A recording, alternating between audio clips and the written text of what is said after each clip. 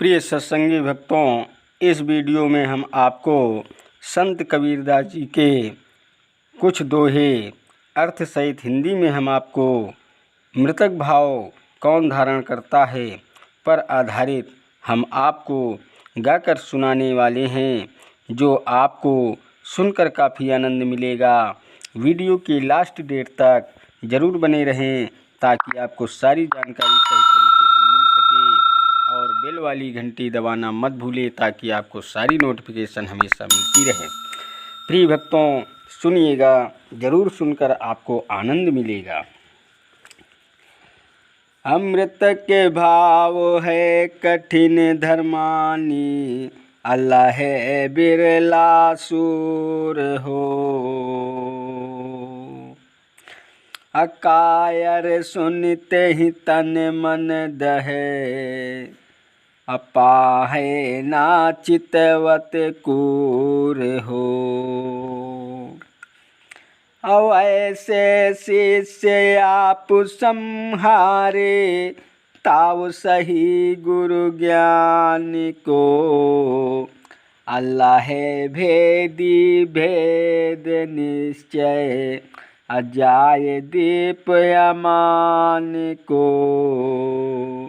सदगुरु कबीर साहब कहते हैं कि धर्मदास जीवित रहते जीवन में मृतक भाव अपनाना बहुत ही अधिक कठिन है। इसे लाखों हजारों में से कोई एक बिरला सूरवीर संत ही स्वीकार कर सकता है। इसे सुनते ही सांसारिक विषय विकारों में डूबा हुए कायर का तो भय के मारे तन मन ही जलने लगता है। स्वीकारना अपनाना तो बहुत दूर की बात है और वह भागते हुए इस ओर पीछे मुड़कर भी नहीं देखता। जैसे गन्ना सभी प्रकार के दुख संतापों को सहन करता हुआ स्वयं को मिटाकर भी सबको मनमोहक मिठास प्रदान करता है, ठीक ऐसे ही शरण में आया हुआ शिष्य गुरु ज्ञान की कसौटी को सहन करता हुआ स्वयं को संवारे और सदा सुख प्रदान करने वाले सर्वहित के कार्य करे। वह मृतक भाव को प्राप्त गुरु के ज्ञान के भेद को जानने वाला मर्मज्ञ संत साधक निश्चय ही सत्यलोक को जाता है। स्वयं के अहंकार को समाप्त कर इस संसार के समस्त सुख संतापों को सहन करते हुए गन्ने की भांति सहनशील, क्षयवान और परोपकारी होने का मृतक भाव जीवन में अपनाना बहुत ही अधिक कठिन मालूम पड़ता है। यह केवल सद्गुरु की शरण में जाने पर ही संभव है। गुरु की भक्ति और ज्ञान साधना ही इसको पाने का एकमात्र साधन है।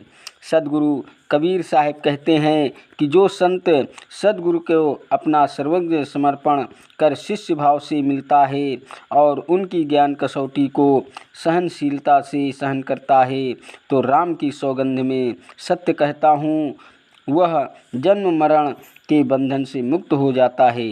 गुरु के ज्ञान की कसौटी पर टिके रहने वाला संत साधक ही मृतक भाव को प्राप्त होता है। अमृत के होए सो साधु, असो सद्गुरु को पावई। मेरे सकल उपाध, तासुदेव आशा करे। जीवित रहते हुए जो अपने जीवन में मृतक भाव को प्राप्त हो जाता है, वह ही सच्चा साधु होता है और वो ही सद्गुरु को पाता है। वो साधु सांसारिक क्लेशों एवं निज मनेन्द्रियों के विषय विकारों को समाप्त कर देता है। ऐसे उत्तम वैराग्य स्थित को प्राप्त साधु से सामान्य मनुष्य तो क्या, देवता भी अपने कल्याण की आशा करते हैं। असाधु मार्ग कठिन धर्म दासा, रहनीय रहे सो साधु सुआसा। पाँचो इंद्रिय सम करी राखे, नाम अमीर से निस दिन चाखे। सदगुरु कबीर साहब कहते हैं कि हे धर्मदास, साधु का मार्ग बहुत ही कठिन है। जो साधुता की उत्तम सत्यता, पवित्रता, निष्काम भाव में स्थित होकर निरंतर भक्ति साधना में लगा रहता है, वही सच्चे मायने में साधु है। वही सच्चे अर्थों में साधु है, जो अपनी पांचों इंद्रियों आँख, नाक, कान, जीभ एवं कामेंद्रिय को वश में रखता है और सद्गुरु द्वारा दिए गए सत्य ज्ञान की अमृत रस को रात दिन चखता रहता है। इस संसार में साधु होना सबसे अधिक कठिन कार्य है, इसलिए मोह माया के बंधन में बंधे सामान्य मनुष्य साधुता के क्षेत्र में प्रवेश नहीं करते।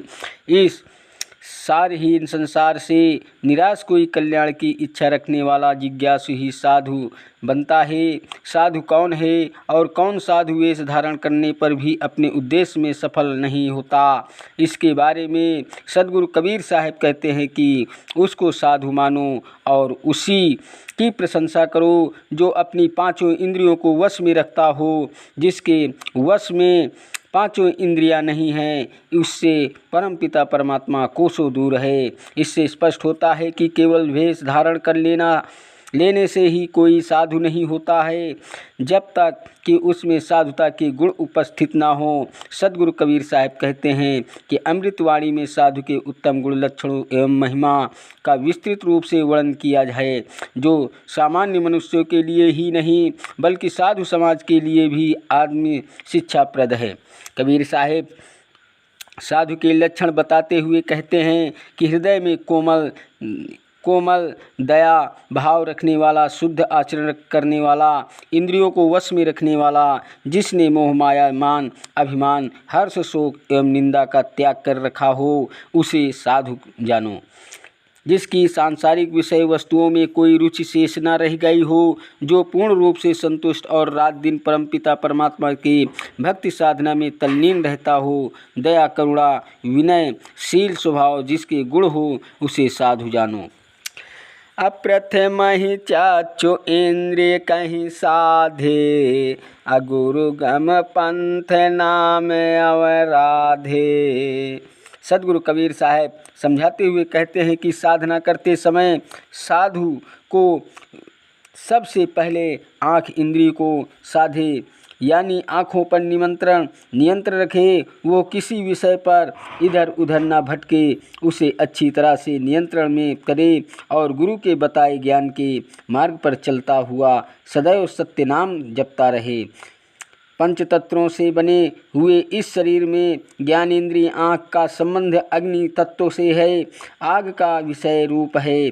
इससे ही समस्त संसार का स्वरूप दिखाई देता है। जीव का सारा जीवन आँख पर आश्रित है।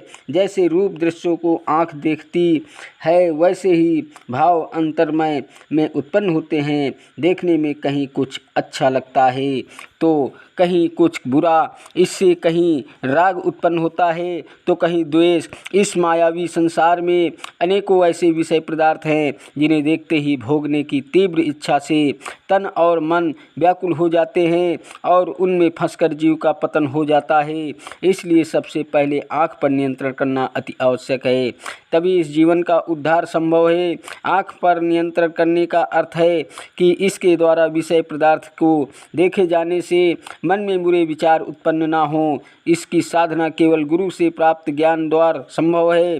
अतः गुरु के उपदेशानुसार साधना करते हुए समान दृष्टि रखते हुए ज्ञान मार्ग पर ही चलना साधु का कर्तव्य है। असुंदर रूप चाचु की पूजा, आरोप करोप न भावै दूजा। आरोप कुरूप ही सम कर जाने, अदरस विदेह सदा सुख माने। सुंदर रूप आँखों को देखने में अच्छा लगता है, इसी कारण सुंदर रूप का आँख की पूजा कहा गया है। और जो दूसरा रूप कुरूप है वो देखने में अच्छा नहीं लगता है, इसलिए उसे कोई देखना नहीं चाहता। साधु को चाहिए कि वो इस नाशवान शरीर के सुंदर रूप एवं कुरूप को एक समान माने। इसे अच्छा या बुरा देखकर दूसरे प्रेम या घृणा न करे और स्थूल दृष्टि से ऊपर उठकर अंतर्दृष्टि से शरीर के अंदर जो विदेह रूप अविनाशी शाश्वत एवं चेतन आत्मा स्थित है, उसके दर्शन करके सुख प्राप्त करे। इंद्रिय श्रवण वचन शुभ चाहे, उत्कट वचन सुनत चित दाहे।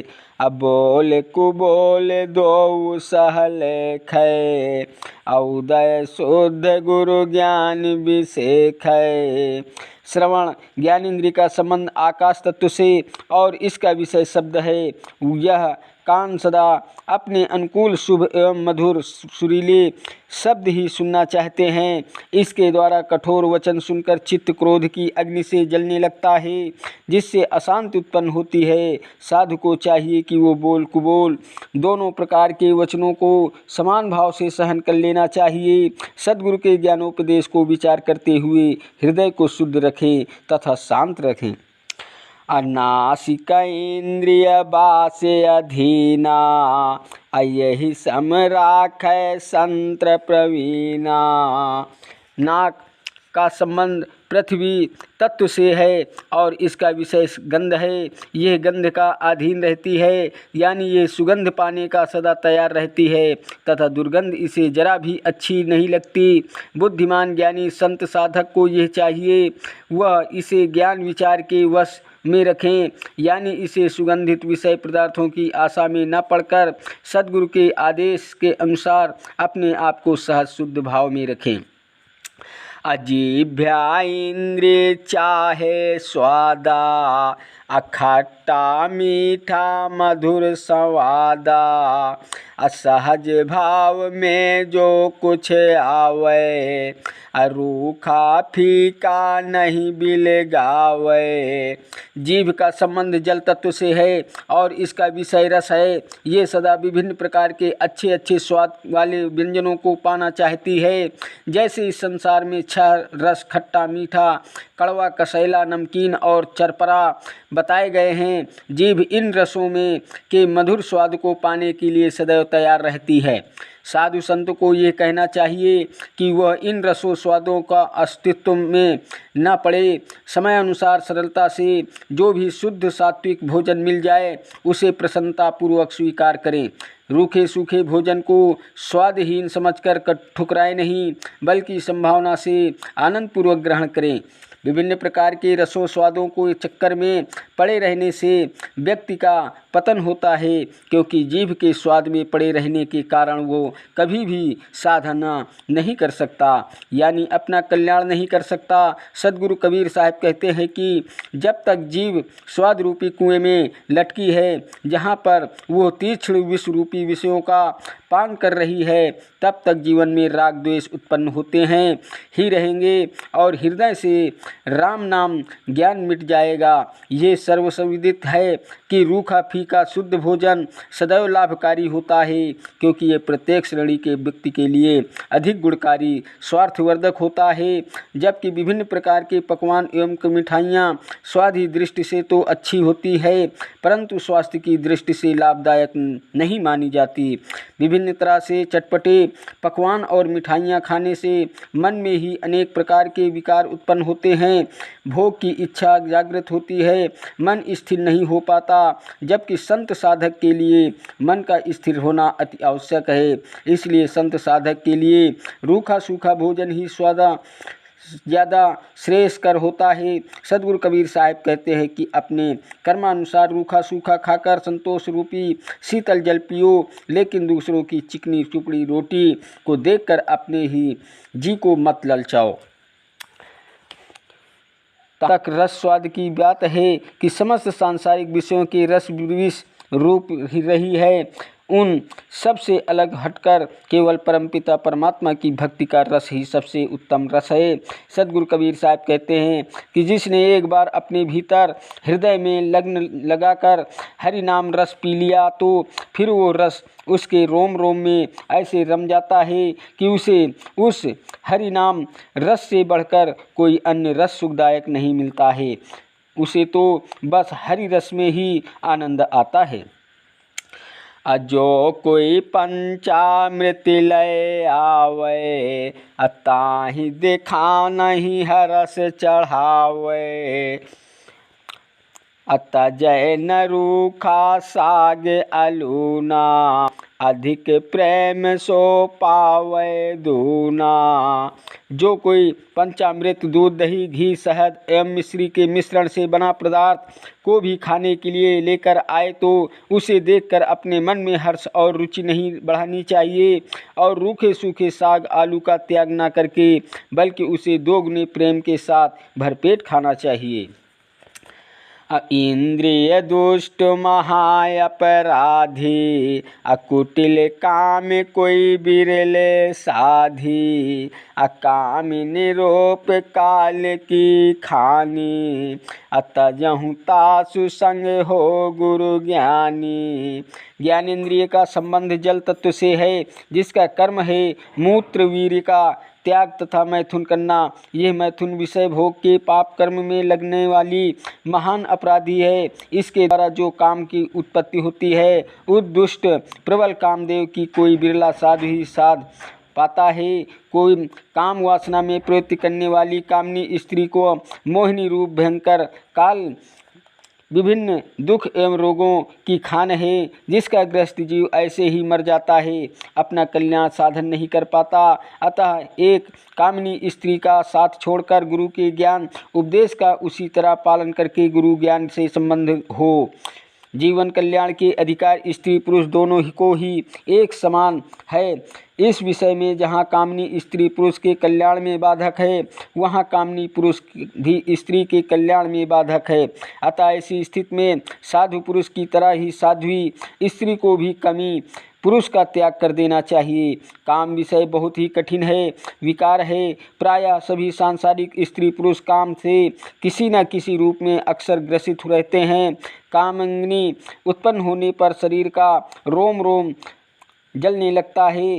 कामाग्नि उत्पन्न होने पर व्यक्ति का मन और बुद्धि से नियंत्रण समाप्त हो जाता है, जिसके कारण उस व्यक्ति का शारीरिक मानसिक और आध्यात्मिक शक्ति का पतन होता है। जब तक किसी भी व्यक्ति में काम वासना प्रबल है, उस समय तक उसे परम सुख शांति की आशा नहीं रखनी चाहिए। सद्गुरु कबीर साहब कहते हैं कि कामी क्रोधी और लालची व्यक्ति से कभी भी भक्ति नहीं होती। भक्ति तो कोई सूरवीर संत ही करता है जो जाति वर्ण एवं कुल की मर्यादा में परे हो गया हो। काम जीवन कल्याण का सबसे बड़ा शत्रु है। अतः साधना करने वाली स्त्री पुरुषों को इसे वश में करना आवश्यक ही नहीं, अति आवश्यक भी है। अजबहि काम उमंग तने आवे, अताहि समय जो आप जुगावे। अशब्द विदेह सुरति लय राखै, अगहि मन मौन नाम रस चाखै। अजब निहत्व में जाय समाई, अतबहि काम रहे मुरझाई। काम को वश में करने का उपाय बताते हुए सद्गुरु कबीर साहब कहते हैं कि जब काम मढ़कर शरीर में आए यानी कामोत्तेजना प्रबल हो, उस समय जो अपने आप को बचाए तो पूर्णतया सावधान होकर ज्ञानपूर्वक उपाय से बचाएं। उसके लिए वो स्वयं के विदेह आत्मस्वरूप पर अपनी सुरति ले जाकर रखें, यह जानकर कि मैं देह शरीर नहीं हूँ बल्कि शुद्ध चैतन्य आत्मस्वरूप हूँ का ध्यान करें और मन तक मौन स्थिति को प्राप्त कर उसे ध्यान की अवस्था में सद्गुरु को सत्य नाम का अमृत रस चखें। जब साधना की उच्च स्थिति से में साधक शरीर के पंचतत्वों से परे और अपने विशुद्ध चैतन्य आत्मस्वरूप में समा जाता है, उसी समय शरीर में उमड़ा हुआ काम मुरझा जाता है यानी नष्ट हो जाता है। कामाग्नि प्रिय दोस्तों, वीडियो अगर पसंद आया हो तो वीडियो लाइक शेयर और सब्सक्राइब कीजिएगा। चैनल पर नए हैं तो बेल वाली घंटी दबाना मत भूलिए। Thank you so much.